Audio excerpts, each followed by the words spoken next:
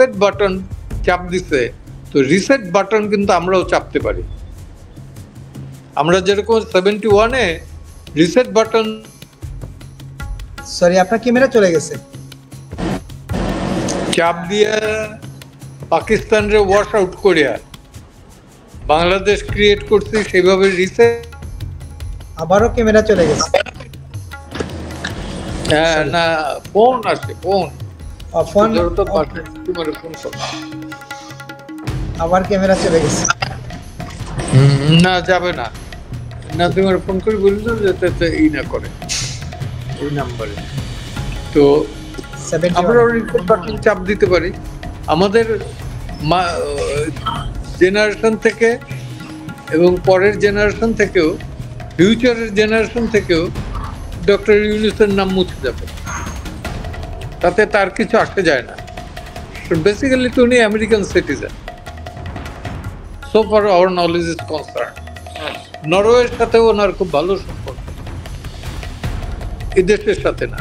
এবং lecture texture যা দিয়ে বেড়ানো ওই দেশেই দিয়ে বেড়ানো। তো দেখা যাক রিসেট বাটনে চাপাচাপির ভেতর থেকে উনি আমাদের ইতিহাস উল্টাই দেবেন না আমরা ওনাদের ইতিহাস উল্টাই দেব। আপনার মাধ্যমে আরেকটা কথা আমি বলি, উনি ছাত্র মারা গেছেন এটা যেমন বলছেন, সত্যি আমরা দুঃখিত, তার প্রতি আমাদের অবজ্ঞা নাই এই ছাত্রদের প্রতি। কিন্তু পাশাপাশি আমি আরেকটা কথা ক্লিয়ারলি বলি, পুলিশ কত মারা গেছে সেটাও আমরা জানতে চাই।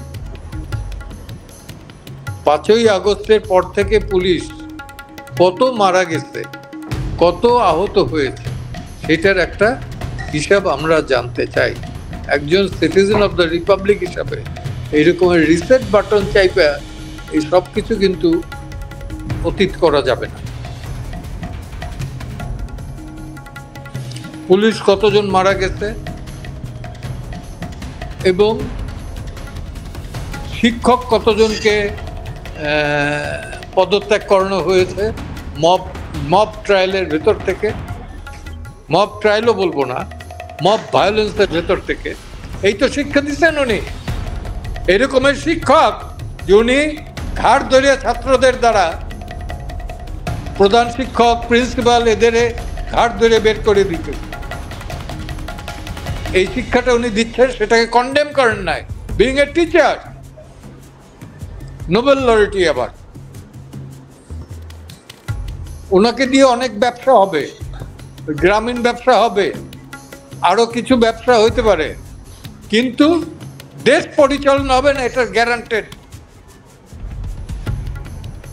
দেশের জন্য তিনি অপরিহার্য না, উনি এখন বর্জ্যতে পরিণত হয়েছেন, বর্জ্য। সরি টু সে, উনি যদি রিসেট বাটন দিয়ে 32 নম্বর ইতিহাস মুছতে চান, বঙ্গবন্ধুর ইতিহাস মুছতে চান, 71-এর ইতিহাস মুছতে চান, তাহলে আমি বলতে বাধ্য হব উনি বাংলাদেশের অপ্রয়োজনীয় বর্জ্য। যে ইতিহাস মুছতে আসবে 71-এর ইতিহাস অন্তত, সেটা টলারেবল না। এখনো আমরা বহুত মুক্তিযোদ্ধা বেঁচে আছি। হ্যাঁ, আমাদের গায়ে, আমাদের রক্তের বিনিময়ে স্বাধীনতা। উনি তো ছিলেন না, কোথায় ছিলেন? ওনাদের উপদেষ্টাদের অনেকের বয়স হয় না তখন। একজনের ছিল, উনি তো তখন চলে আসছেন ইস্ট পাকিস্তানে।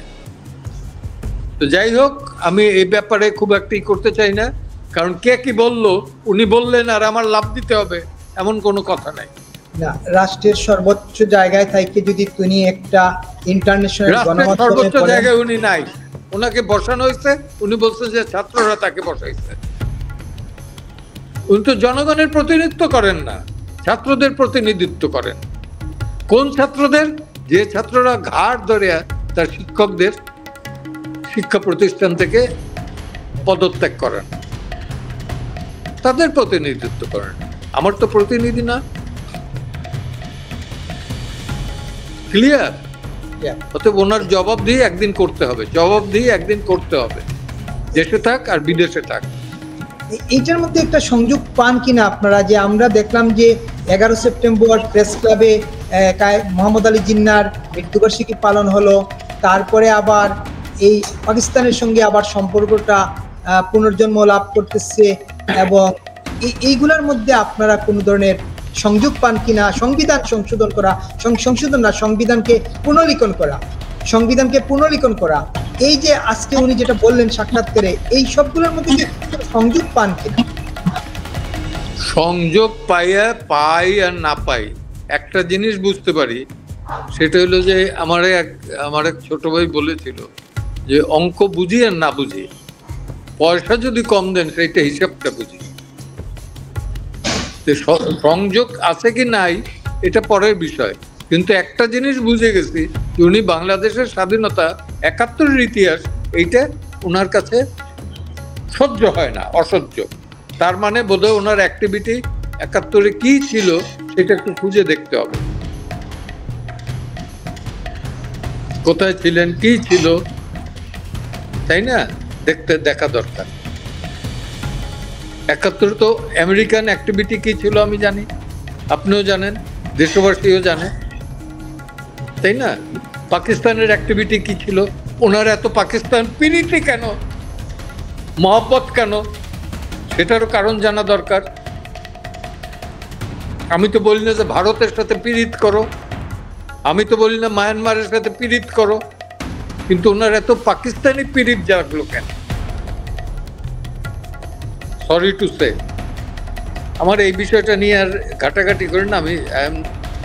আমি বোধহয় আমরা আসলে মানুষ জানতে চায়, শুনতে চায় আপনার বক্তব্য, মানুষ জানতে চায়, শুনতে চায়। শোনেন, লিবারেশন ওয়ার 71, 30 লক্ষ মানুষের শহীদের রক্তের বিনিময়ে অর্জিত যে দেশের স্বাধীনতা, যে দেশের পতাকা, যে দেশের মানচিত্র, সেই দেশে দাঁড়িয়ে আপনি যদি এগুলোকে অপমান করতে চান, এটা নিয়ে তো তর্ক করা আমার সাজে না। তার শাস্তে পারে, আমার সাজে না। তো এইরকম ওই জায়গায় আমি তার থেকে অনেক উপরে, আমি একজন মুক্তিযোদ্ধা হিসেবে তার থেকে আমি অনেক উপরে। আমি এই জায়গায় অহংকারী, প্রচন্ড অহংকারী। ক্লিয়ার?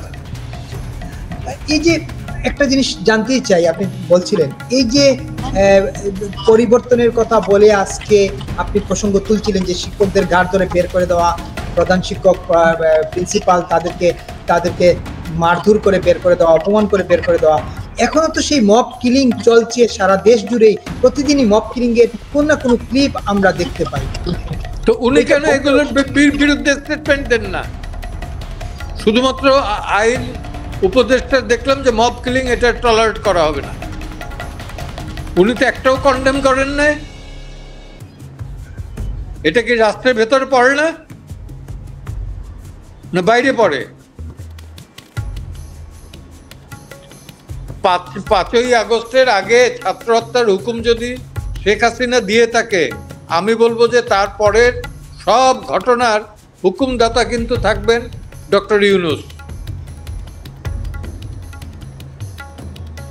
ক্লিয়ার?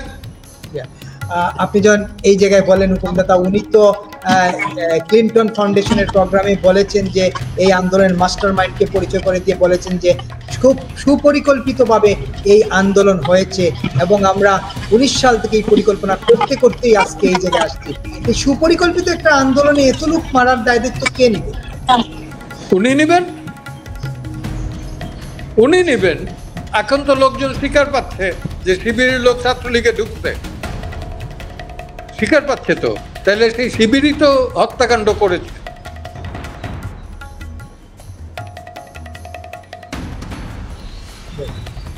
ছাত্রলীগের নাম নিয়ে বদনাম হয়েছে, ছাত্রলীগের কারবার করছে শিবির। এখনো দেখেন আপনি সব জায়গায়, হ্যাঁ, ট্রাইব্যুনালের শিবির, ওই কি ওই ইসে শিবির, ওই কি নাম, বিশ্ববিদ্যালয় না বিশ্ববিদ্যালয়ে তো আনছে শিবির। সব জায়গায় শিবিরের একটা। তো আমি দেখি বিএনপির রোলটা কি হয়। বিএনপির রোলটা কি হয়, ওয়েট করেন, দেখেন কতটুকু টলারেট করে। এখন পর্যন্ত বিএনপির ভূমিকা তো এই জায়গায় খুবই চুপ মনে হচ্ছে, নীরব। না না, চুপ মানে কি, তার প্রতি তো সমর্থন নাই এখন।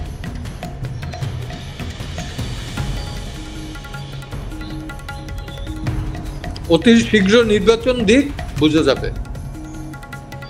এখন তো সব জায়গায় জামাত নেতৃত্ব দিচ্ছে সরকার, অনেকেই বলেন সরকার জামাত পরিচালনা করে। ওকে নির্বাচন দিক না, দেখা যাক কারা গভর্নমেন্ট ফর্ম করে। আমি বলি না যে আওয়ামী লীগ ফর্ম করবে, আওয়ামী লীগ ফর্ম না করলেও জামাত করতে পারবে না, করবে বিএনপি। কিন্তু সংস্কারের আগে তো নির্বাচন হওয়ার কোনো সংস্কারের আগে তো নির্বাচন হওয়ার কোনো সম্ভাবনা নেই। সংস্কার ওইটা পার্লামেন্টে যদি রেটিফাই না করে, সংস্কার সংস্কার উনি এক সংস্কারক আসছেন, রিফর্মিস্ট, রিফর্ম করতে আসছেন, অবতার অবতীর্ণ হয়েছেন, নট অ্যাট অল। খুব অফেন্সিভ কথা ওইটা বলছেন উনি, রিসেট বাটন। এবং খুবই ওনার দুঃখ প্রকাশ করা উচিত। খুবই ইন্টারেস্টিং একটা বিষয়, কতখানি প্রতিহিংসা পরায়ণ সেটা বুঝে গেছে এই একটা কথা থেকে। আমি একটু আপনাকে যদি ধরে দেই, উনি না, আমার ধরে দেওয়ার দরকার নাই, প্লিজ। উনি নিজে ছাত্রদের গাড়ে চাপিয়ে দিয়েছেন কথাটা, যে ছাত্ররা বলছে তারা রিসেট বাটনে পুশ করছে, সুতরাং অতীত সব মুছে গেছে, কিচ্ছু নাই। 15 আগস্টের মৃত্যুবার্ষিকী পালন করতে দেওয়া হয় না, এই প্রশ্নের জবাবে এই কথাগুলোই উনি বলছেন, টোটালি অতীত নাই। খুব চমৎকার, Bravo Bravo Bravo doctor Yunus. কারো শোক দিবস পালন করতে দেয় না, ব্রাভো, চমৎকার। এই ধরনের না হইলে পরে কি নেতৃত্ব হয়? এতখানি প্রতিহিংসা পরায়ণ না হইলে পরে কি নেতৃত্ব হয়? তৈমুর লংরেও হার মানাই দিতেন, হালাকু খানরেও হার মানাই দিতেন।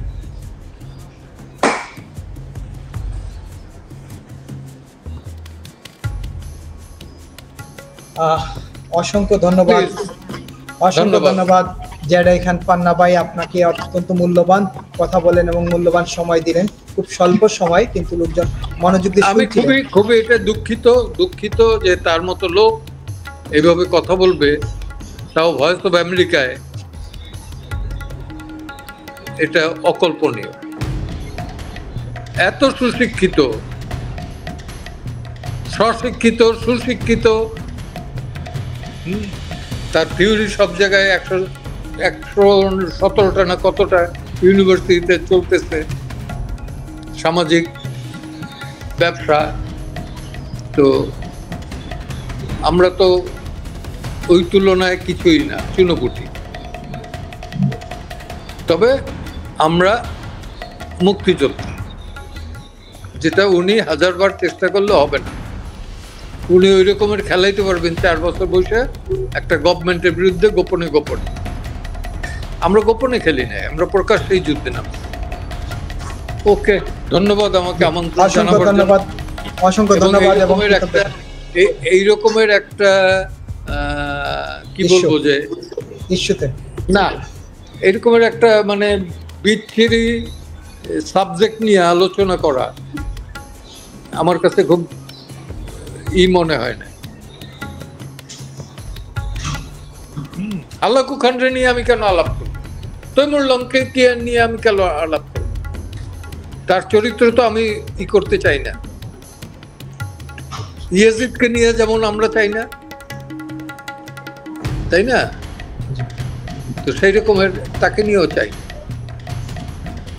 ধন্যবাদ, অসংখ্য ধন্যবাদ এবং কৃতজ্ঞতা। সুপ্রিয় দর্শক, আপনারা এতক্ষণ যারা দেখছিলেন, যারা দেখবেন, সবার প্রতি অনুরোধ, বিপুল টক ফেসবুক পেজটি ফলো দিয়ে এবং ইউটিউব চ্যানেলটি সাবস্ক্রাইব করে আমাদের সঙ্গে থাকবেন।